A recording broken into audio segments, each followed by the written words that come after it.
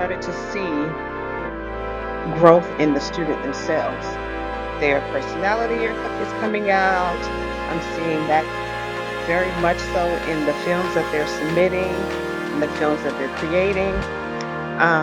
Seeing this creative side of the students is amazing because there's so much talent with our students here in Inglewood.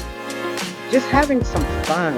I'm enjoying having some fun because teaching all day, especially on Zoom, causes headaches. But because the film program is such a fun thing, and that we're enjoying, each other's company, we're helping each other out as far as editing and making films better. I really am enjoying the program.